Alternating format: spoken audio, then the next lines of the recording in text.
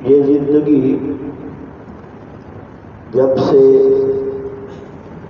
انسان نے روح پڑی ہے تو اس کی زندگی کم ہو رہی ہے۔ ہم یہ سمجھتے ہیں کہ ہمارا بچہ بڑا ہو رہا ہے، جوان ہو رہا ہے، ظاہر اسی طرح ہوتا ہے، حقیقت تو یہ ہوتی ہے کہ اس کی زندگی کم ہو رہی ہوتی ہے۔ آج سے 20 سال پہلے، 25-30 سال پہلے ہماری زندگی کے یہ 30 سال 25 سال باقی تھے جو اب ختم ہو گئے۔ اس لیے اصل سمجھدار شخص وہ ہے جو اس زندگی کے ختم ہونے سے پہلے اپنی اگلی زندگی کو سنوار لے۔ اللہ تعالیٰ ہمیں اس کی توفیق عطا فرمائے۔ اللہ نے بڑے موقع دی ہیں انسانوں کو، وضو کر لو تو تمہارے چھوٹے چھوٹے گناہ معاف ہو جائیں، مسجد کی طرف آ جاؤ تمہارے گناہ معاف ہو جائیں۔ جمعے والے دن پیارے پیغمبر صلی اللہ علیہ وسلم نے فرمایا جو شخص وضو کر کے گھر سے چلتا ہے، پیدل آتا ہے، تو اس کے ہر قدم اٹھانے پر 1 سال کے گناہ معاف ہو جاتے ہیں۔ اسی طرح عمرہ کرنے سے، حج کرنے سے، روزے رکھنے سے، مختلف نیکی ہیں وہ کرنے سے انسان کے گناہ مالک معاف کرتا رہتا ہے۔ اب تو اس نے اپنی رحمت کی اخیر کر دی، حد کر دی کہ پورا 1 مہینہ ہمیں عطا کر دیا کہ ہم اسے معافی مانگے اور وہ ہمارے گناہ معاف کرے۔ اللہ تعالیٰ مجھے، آپ کو اور تمام اہل ایمان مردوں اور عورتوں کو اس کی توفیق عطا فرمائے۔ یہ مہینہ بہت ساری عبادات کا مجموعہ مہینہ ہے، صرف روزے کا نہیں۔ رسول اللہ صلی اللہ علیہ وسلم کا معمول اس مہینے میں جبریل امین کے ساتھ قرآن مجید کا دور کرنا بھی ہوتا تھا۔ ہر رات جبریل امین زمین پہ تشریف لاتے اور رسول اللہ صلی اللہ علیہ وسلم کے ساتھ قرآن مجید کا دور کرتے، پیارے پیغمبر صلی اللہ علیہ وسلم کو سناتے وہ آپ کو، اور جس سال آپ کا آخری سال تھا اس سال 2 دفعہ دور ہوا ہے۔ اس سے یہ معلوم ہوتا ہے کہ اس مہینے میں تلاوت کثرت سے کرنی چاہیے۔ رسول اللہ صلی اللہ علیہ وسلم کی زندگی میں ایسا کبھی نہیں تھا کہ کبھی آپ سے کوئی سائل سوال کرتا، کچھ مانگتا رہا، آپ اسے 2 ٹوک انکار کر دیتے، جو ہوتا پیش کر دیتے یا کسی صحابی کی طرف ریفر کر دیتے، بھیج دیتے کہ میرا کہہ کر ان سے لے لو، جب اللہ تعالیٰ وسائل دے گا ہم ان کو ادا کر دیں گے، یا خاموش رہتے جب تک وسائل نہیں آتے۔ صحابہ کہتے ہیں رسول اللہ صلی اللہ علیہ وسلم کی سخاوت بڑی کمال کی تھی، لیکن رمضان میں تو مثال دی ہے انہیں کہ ایسے تھا جیسے طوفان اور اندھیری زوروں پر چل رہی ہو۔ رسول اللہ صلی اللہ علیہ وسلم کی سخاوت اس طرح ہوا کرتی تھی۔ نوافل رسول اللہ صلی اللہ علیہ وسلم ہمیشہ تہجد پڑھتے۔ ماں عائشہ صدیقہ رضی اللہ عنہ کہتی ہیں کہ رسول اللہ صلی اللہ علیہ وسلم ان 10 دنوں میں جتنی محنت اور کوشش کرتے تھے اتنی پہلے نہیں کرتے تھے۔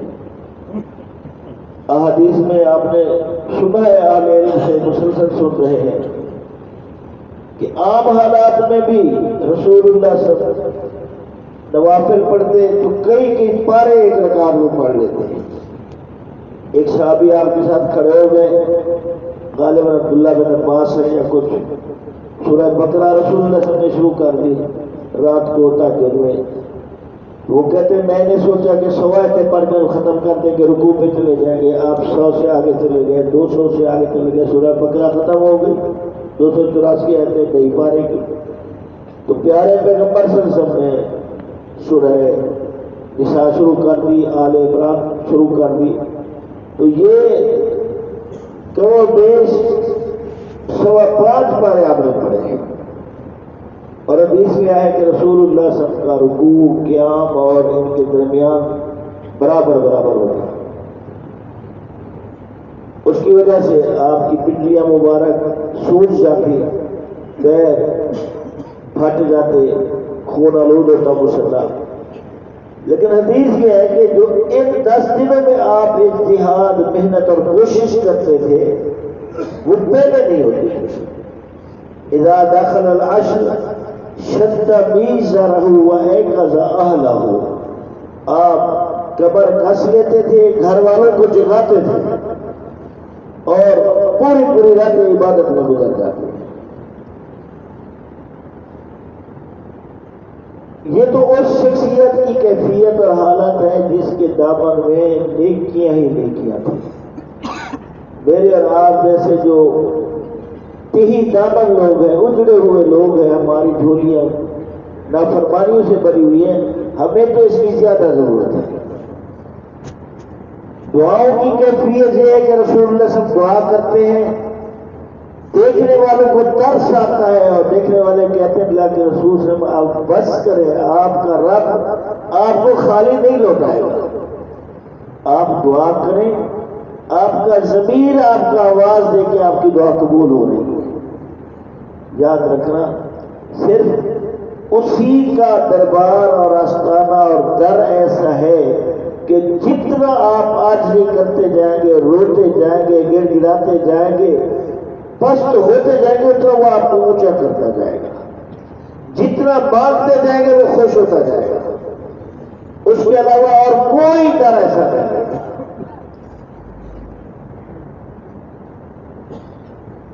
آج کے خطبے کی ایک اہم بات یہ ہے کہ بندہ مومن,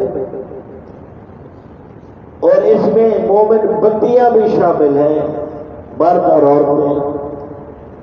یہ اتنا انمول اور قیمتی ہے کہ یہ لوگ بکے ہوئے ہیں, ان کے جان اور مال اللہ نے خرید لیے ہیں.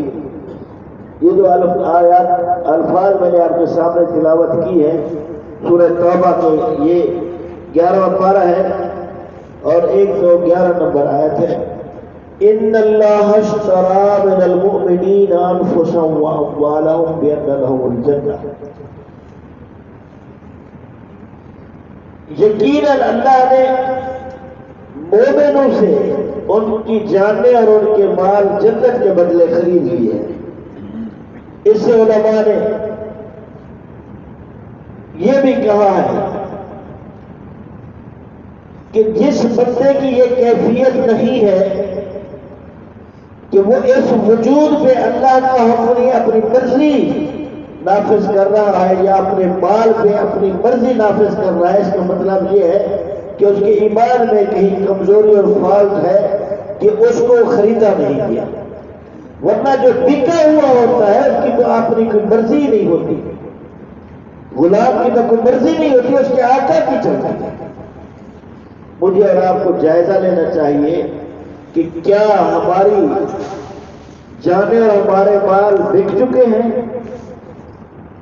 اگر بک چکے ہیں تو ہمیں اللہ کا شکر ادا کرنا چاہیے, اور اگر نہیں بکے تو پھر فکر کرنی چاہیے اور اس کو بیچنا چاہیے. بندہ مومن کا وجود, اس کا جسم, بدن اور اس کا مال یہ اتنا قیمتی ہے کہ جس نے یہ وجود عطا کیا ہے, جس نے یہ مال عطا کیا ہے, اس کے نزدیک اس کی قیمت جنت ہے.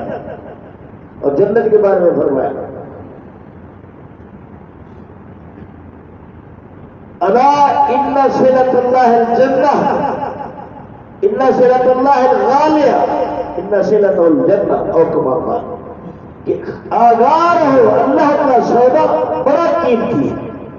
اور اللہ کا سودا جنت ہے۔ اس جنت کی قیمت مالک نے بندہ مومن اور بندی مومنہ کا جسم، وجود اور مال لگایا۔ اگر میں اور آپ جنت کے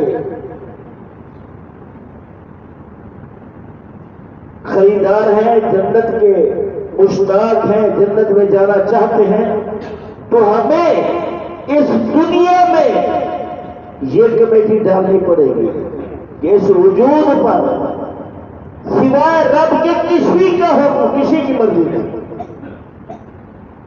اس سے یہ نہیں سمجھنا کہ جو اللہ کے ہاں بکے ہوئے لوگ ہوتے ہیں ان سے غلطیاں نہیں ہوتی۔ صحابہ کرام، ان سے اوپر انبیاء علیہ السلام کی جماعت ہے جو رول ماڈل ہے۔ پیغمبر اپنے وقت کا سب سے ایک متقی پرہیزگار انسان ہوتا ہے، لیکن قرآن اور حدیث کے مطالعے سے ہمیں ملتا ہے کہ بہت سارے پیغمبر علیہ السلام آزمائشوں میں، سیدنا آدم علیہ السلام کو دیکھ لیں، کتنا پروٹوکول ملا، نوری، سارے کے سارے سجدہ کر رہے ہیں، جس نے سجدہ نہیں کیا وہ قیامت تک محروم ہو گیا، ابلیس بن گیا۔ لیکن ٹھوکر جب لگی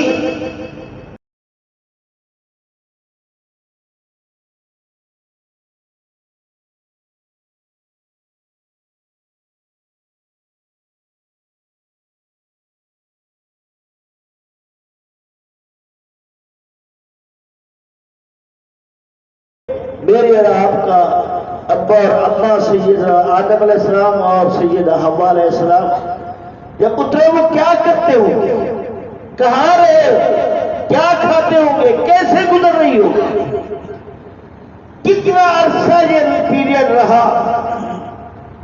بالآخر کہنا پڑا ربنا ظلمنا انفسنا وان لم تغفر لنا وترحمنا لنکونن من الخاسرین۔ اگر تو نے نظر کرم نہ کی تو ہمارے پلے میں کچھ بھی نہیں ہے۔ یہ دعا کثرت سے کیا کریں، اللہ نے اس کی توفیق دی۔ نوح علیہ السلام دیکھ لیں، قرآن کہتے 950 سال تبلیغ کی زندگی، ایک سوال کیا ہے، ایک جو نہیں کرنا چاہیے تھا، وہ بھی علم نہ ہونے کی بنیاد پر۔ بیٹا سامنے ڈوب رہا ہے، اس کو بلا رہے ہیں، نہیں آیا۔ اللہ کا وعدہ تھا کہ میں تجھے اور تیرے اہل سے بچاؤں گا۔ سیدنا نوح علیہ السلام نے یہی سمجھا بیٹا میرے اہل میں سے ہے، اولاد اہل میں سے۔ الفاظ دیکھیے دعا کے، جب کشتی جودی پہاڑ پہ جا ٹھہری، بیٹا ڈوب چکا تھا قدموں کے سامنے، رب ان ابنی من اہلی، مالکہ میرا بیٹا میرے اہل میں سے ہے، وَإِنَّ وَعْدَكَ الْحَقُّ، اور تیرا وعدہ سچا ہے، تیرا وعدہ تھا کہ میں بچاؤں گا۔ یہ نہیں کہ اس کو بچا رہے واپس کر دے۔ مانگنے کے آداب سیکھو، یہ پیغمبروں سے سیکھے بتا۔ میرا بیٹا بھی تو میرے اہل میں سے ہے اور تیرا وعدہ سچا ہے، قرآن اور بھی بات کی۔ وَأَنْتَ أَحْكَمُ الْحَاكِمِينَ، میں تیرے ہر فیصلے پر راضی ہوں، جتنے فیصلہ کرنے والے ہیں سب سے بہتر تیرا فیصلہ ہے، حق فیصلہ تیرا ہے۔ جواب کیا ہے؟ یا نوح انہ لیس من اہلک، یہ تیرے اہل میں سے ہے ہی نہیں۔ میرا آپ اگر محمد الرسول اللہ صلی اللہ علیہ وسلم کے طریقے سے ہٹے ہوئے ہیں تو یاد رکھنا پیغمبر صلی اللہ علیہ وسلم کا ہمارے ساتھ کوئی تعلق نہیں ہے۔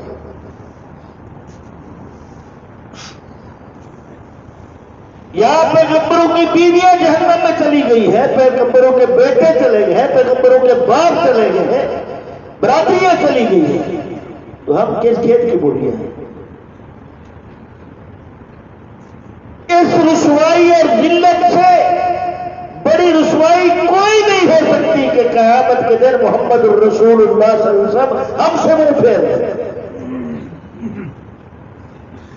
مسند احمد میں ایک حدیث ہے، ترمذی میں بھی ہے، ابن ماجہ میں بھی ہے، حسن صدیق صحیح حدیث، شاید آپ نے پہلے بھی سنی ہو۔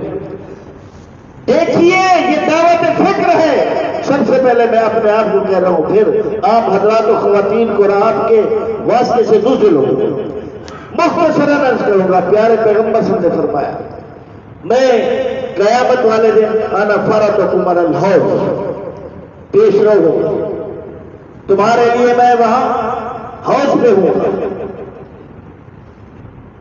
بڑی مشہور حدیث ہے صحیح مسلم سے بخاری کی کہ لوگ آئیں گے، ان کے اعضاء چمک رہے ہوں گے، لیکن فرشتے ان کو جہنم کے راستے پر ڈال دیں گے۔ رسول اللہ سے فرمائیں گے کہ یہ میرے ساتھی ہیں، میرے ساتھی ہیں، میرے امتی ہیں۔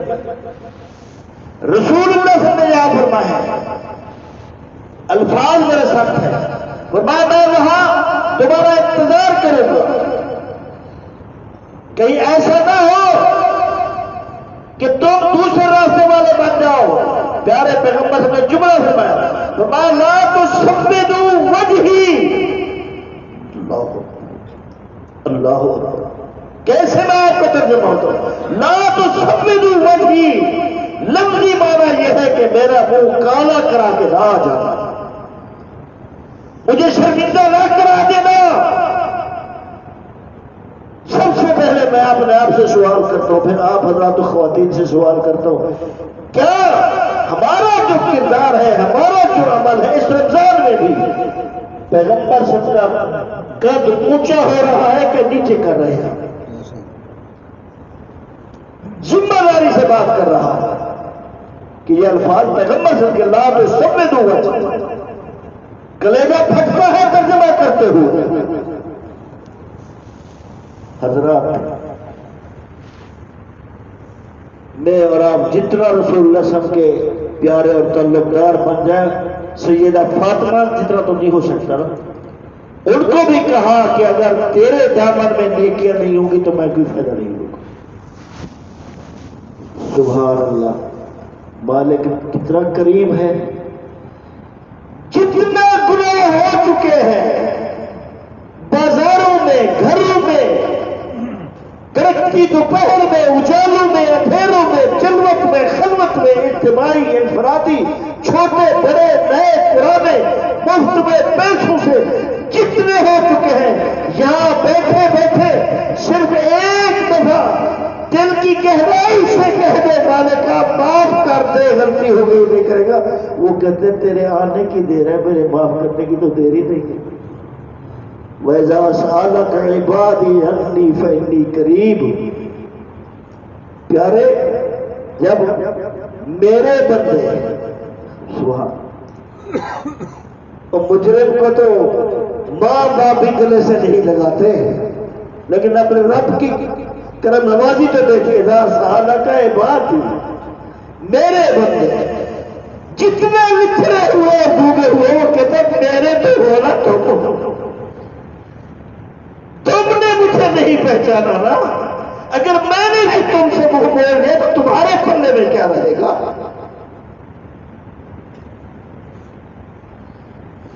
اللہ حضرات، خواہشیں اپنی بلند کیا کرو، اونچی کیا کرو خواہشیں، ڈرو اس بات سے کہ ہم نے رب کے سامنے کھڑا ہونا ہے تو کس منہ سے کھڑے ہو گئے؟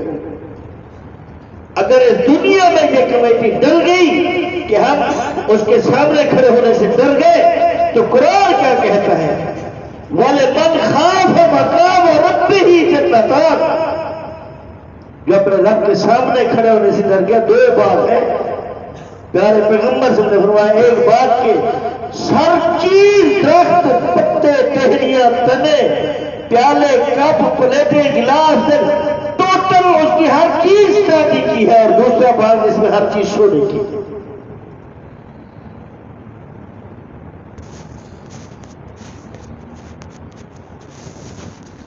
میں بھی دعویٰ کرتا ہوں، میں رب کے سامنے کھڑا ہونے سے ڈرتا ہوں، آپ بھی کرتے ہیں۔ قرآن نے اشارہ کیا ہے، 30واں پارہ، دوسری سورہ نازعات، آخر میں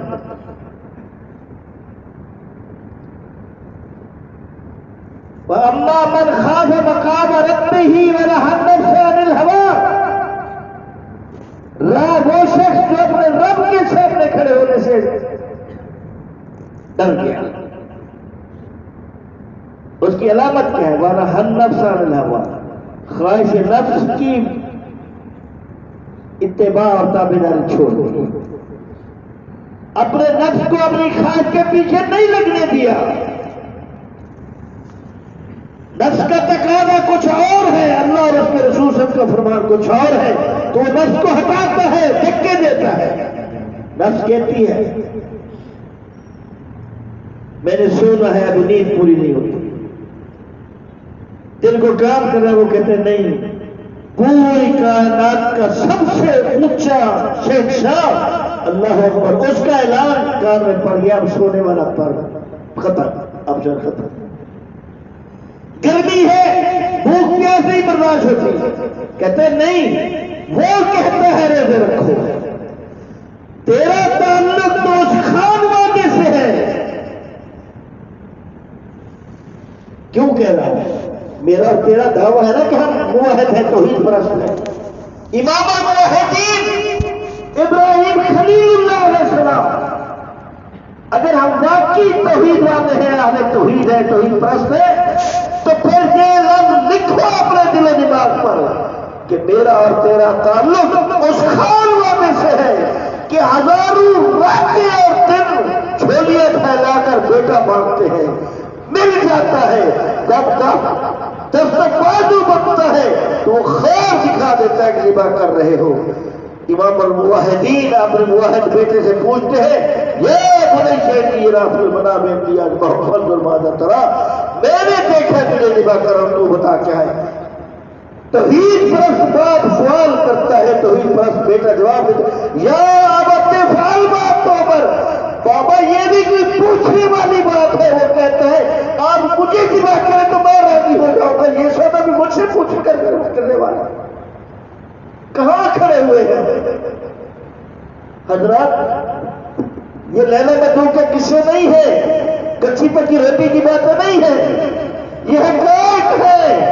قرآن یہ بات کہہ رہا ہے. یہاں سے بڑے مسئلے ثابت ہوئے. کتنے بے بس اور بے اختیار ہے اللہ کے خلیل، سال ہر سال مانگتے رہے، مل گیا تو آپ کہاں ذبح کر دیں. اختیار کدھر گیا؟ کدھر گیا اللہ غیب کا مسئلہ؟ اگر غیب جانتے ہوتے تو پھر پتا تھا کہ میں نے ذبح نہیں کرنا، پھر تو قربانی سارا معاملہ ہی ختم ہو جاتا. باپ نے لکھا دیا. قرآن نے کیا الفاظ کہے؟ 23واں پارہ سورہ صافات، فلما اسلما، جب دونوں مسلمان ہو گئے. اقبال نے یہ اشارہ کیا، لوگ آسان سمجھتے ہیں مسلمان کا، خدا خواہی بنا خواہی. جب وہ دونوں مسلمان ہو گئے، کیفیت کیا تھی؟ وَتَلَّهُ لِلْجَبِينِ، بیٹا ذبح ہونے کے لیے تیار ہو چکا تھا اور آپ چھری پھیرنے کے لیے باپ تیار ہو چکا تھا. یہ ہے مسلمان. میں بھی مسلمان ہوں گا، پھر تو آپ بھی مسلمان ہونے پھرتے ہیں. نہ دینا ہو یا ابراہیم، نہ اونچی آواز سے، ہم نے اونچی آواز سے کہا ابراہیم قد صدقت رویا، مجھے رب ہونے کی قسم ہے تو نے خواب پورا میرے دل لگا کے سر کر دکھایا.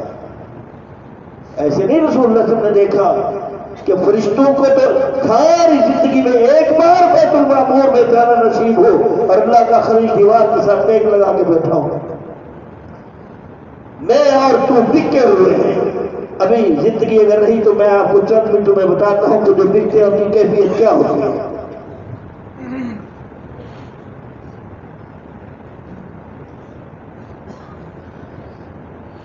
ان الحمد لله نحمده ونستعينه ونستغفره ونعوذ بالله من شرور انفسنا ومن سيئات اعمالنا، من يهده الله فلا مضل له ومن يضلل فلا هادي له، واشهد ان لا اله الا الله وحده لا شريك له واشهد ان محمدا عبده ورسوله. اما بعد، حضرات گرامی، جو بکے ہوتے ہیں لوگ، یہ نہیں کہ ان سے غلطیاں نہیں ہوتی، ان سے غلطیاں ہو جاتی ہیں.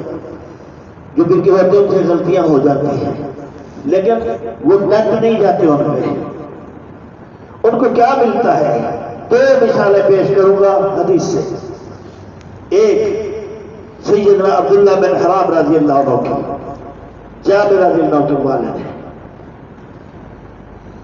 احد والی رات کہہ رہے ہیں جابر ہو سکتا ہے کہ میں کل شہید ہو جاؤں، 9 بیٹیاں ہیں، 9 بہنیں ہیں، جابر نے بہنوں کا خیال رکھا۔ جابر نے پھر ایسا کیا کہ خود ایک شوہر دیدہ مترکہ یا بیوہ سے شادی کر دی۔ رسول اللہ سے پوچھا جابر کسی کنواری لڑکی سے کیوں نہیں شادی کی؟ کہا آقا گھر میں ایسی بہنیں بیٹھی ہوئی تھی، اگر اپنے مزے اور اپنے لطف اندوز زندگی کا سوچتا، لذت والی زندگی کا سوچتا تو بہنوں کا کیا بنتا؟ باپ کی بات کی قدر کرنی چاہیے، ماں کی بات کی بھی قدر کرنی چاہیے۔ یہ ہمارے اس دنیا میں آنے کا سبب ہے، یہ نہ ہوتے تو ہم نہ ہوتے۔ یہ بیٹھے ہیں پتہ نہیں ہے جن کے چلے جاتے ہیں ان کو ان سے پوچھو۔ ایسے ہوا اگلے دن جابر کے والد شہید ہو گئے۔ سب سے پہلے جابر نوجوان ہے، یہودیوں کے قرضے دینے ہیں، کوئی بھی قرضہ معاف کرنے کے لیے تیار نہیں۔ صحیح بخاری کے مختصر اشارہ کرتا ہے جب بندہ بک جاتا ہے تو قیمت کیا لگ جاتی ہے اس کی۔ پریشان سے رسول اللہ صلی اللہ علیہ وسلم نے پوچھا جابر پریشان ہو؟ کہا بابا شہید ہو گئے، گھر میں بہنیں بیٹھی ہیں، یہودی کر کھا ہے۔ پیارے پیغمبر نے فرمایا جابر جب تیرا باپ فوت ہو گیا تھا احد میں تبتے سارا میں پڑے ہوئے تھے نا ان کے لاشیں، تو مالک نے فرشتے بھیجے تھے، وہ ان پر پروں کے سائے کیے ہوئے تھے۔ پروٹوکول دیکھو۔ پھر جب روح گئی ہے نا تیرے باپ کی، کلم اللہ اباک کفاہا، مالک نے تیرے ابے کو اپنے سامنے روبرو بٹھا کر بات کی، اس پردے ہٹ کیا کہا؟ سلی عبدی اوتک، میرے بندے تو مانگتا جا میں ادا کرتا جاؤں۔ جب بک جاتا ہے پھر قیمت لگتی ہے۔ یارو بکنا ہے تو رحمان کے ہاتھ بکو، میں اور آپ تو شیطان کے ہاتھ بکی ہوں۔ قیمت لگوانی ہے تو اس کے سر۔ جابر کے والد کہتے ہیں اللہ اس شہادت میں مزار مت بچھوایا پھر بھی۔ مالک نے کہا یہ میرا دستور اور ضابطہ ہے۔ قیمت پتہ چل گئی کہ بکا تو قیمت لگ گئی۔ دوسری صحیح مسلم کی حدیث ہے، آخری بات آپ سنیں توجہ سے۔ غلطی ہو گئی، جوہرہ قبیلے کی عورت ہے، رسول اللہ صلی کی خدمت میں حاضر ہو گئی، شہر والی ہے، مترکہ ہے یا بیوہ ہے۔ آپ اور صحابہ بیٹھے کہتے طاہر کی یا رسول اللہ، اللہ کے رسول میں ناپاک ہو گیا ہوں، پاک کرے۔ پیارے پیغمبر نے اس طرف نے پھیر لیا، ادھر آ گئے، چاروں طرف ہو گئے۔ رسول اللہ صلی اللہ علیہ وسلم نے پوچھا مجنون تو نہیں ہے؟ پتہ ہے پتھر مار مار کے مار دیا جائے گا۔ پھر آ گئی ہے بات ہونے کے لیے، پتہ ہے پتھر مار مار کے مار دیا جائے گا۔ قرآن نے لا تاخذکم بحمارات فی دین اللہ، اللہ کا حکم نافذ کرنے کے لیے نرمی نہیں ہے، پھینک کے پتھر مار۔ کہتی ہے حملہ میں نظرہ غلطی ہوئی ہے، میں حاملہ پریگننٹ ہو چکی ہوں۔ پیارے پیغمبر صلی اللہ علیہ وسلم نے فرمایا پھر اس کا کیا قصور ہے؟ وہ جو معصوم تیرے جسم میں پرورش پا رہا ہے۔ تو بیٹیوں کی جائیدادیں ہڑپ کرنے والوں، سورج کا اتنا کنارہ کھڑا ہو آدھی کھجور نہیں کھاتے اور بیٹوں کی ساری جائیدادیں حصے ہڑپ کر جاتے ہو، بیٹوں کو دے دیتے ہو۔ کون سا وہ لے کر جاؤ گے قیامت میں؟ بہنوں کے حصے ہڑپ کر جاتے ہو، ہمسائیوں کے حصے ہڑپ کر جاتے ہو، دکانوں کے آگے تمہیں ٹھیلے اور ریڈیاں لگوا رکھی ہے۔ کروڑ کا کردار ادا کرو، کل جواب دینا ہے مالک کے سامنے۔ تیرے نام کے سوا پیچھے کوئی نہیں ہوگا، آپس میں ڈائریکٹ بات ہو رہی ہوگی۔ اللہ اس دنیا کی شرمندگی سے بچائے، اگلی دنیا کی زندگی سے شرمندگی سے بھی بچائے۔ فرمایا جاؤ، جب بچہ پیدا ہو پھر آنا۔ صحابہ کہتے ہیں معصوم کو لے کر آ گئی کہ اللہ کے رسول میں نے یہ بچہ جناب دے دی۔ فرمایا جاؤ اس کو دودھ پلاؤ، اس کا حق ہے 2 سال دودھ پینا۔ جب روٹی کھانے لگے پھر آنا۔ صحابہ نے کہا اتنا روٹی کا ٹکڑا لے کر چند مہینے بعد آئی، اشارہ کر کے بتایا صاحب نے، انگلی منہ میں ڈال کر ایسے سے چوس رہا تھا، کہتے اللہ کے رسول اب تو دیکھیں یہ کھانا بھی کھاتا ہے۔ ذرا سوچو تو صحیح، میں کہہ رہا ہوں کچھ نہیں خرچ ہوا، آپ سن رہے ہیں کچھ نہیں خرچ، جو یہ آ رہی ہے نا کہ مجھے پتھر مار کر مار ڈالو، اس کی کوئی نہ کوئی قیمت ہے، بکی ہوئی ہے یہ اللہ کے ہاں، اپنے وجود کی قیمت جنت لگوا چکی ہے، لے گئے کپڑے کش لیے گئے۔ سبحان اللہ، آج میری مائیں بہنیں اور بیٹیاں بھی ان کے تو کپڑے ویسے کسے ہوئے ہیں، رجم کیا جا رہا تھا، کپڑے کس کیے گئے۔ فرمایا لعنت ہے عورتوں پر جو لباس پہن کر ننگی پھرتی ہے، لباس پہنتی ہے اور جسم کے پورے سے افراد ننگی ہوتے ہیں، نہ باپ کو غیرت آتی ہے، نہ خاوند کو، نہ بھائی کو، نہ چچے ماں متاع کو، نہ ان کو خود کو، فرمایا لباس پہن کر ننگی پھرے، اللہ کی جنت کی خوشبو نہیں پائے گی۔ پتھر مارے گئے، مختصراً ایک بہت بڑے صحابی پر خون کی چھینٹے جا پڑے، انہیں شخص لفظ کہہ دیے، گندا خون، بدکارا کا خون، رسول نے سمجھا بات ہوئی، آپ نے بلا کر کہا تو نے یہ کہا، اگلا جملہ لقد تابت توبۃ لو قسمت بین سبعین من اہل المدینہ لواسعتہم، تم یہ کہہ رہے ہو اللہ کی قسم اس اکیلی نے اتنا کمال کی توبہ کی ہے، اگر اس اکیلی کی توبہ مدینہ کے 70 گنہگاروں میں تقسیم کر دی جائے تو سب کے گناہ معاف ہو جائیں گے، پھر بھی توبہ بچ جائے گی۔ بگڑنے والوں کا انداز یہ ہوتا ہے۔ اللہ سے دعا ہے کہ اللہ ہمیں اپنے ہاتھ میں بگڑنے کی توفیق عطا فرمائے۔ اللہ میری اور آپ کی ساری جسمانی اور روحانی بیماریاں دور کر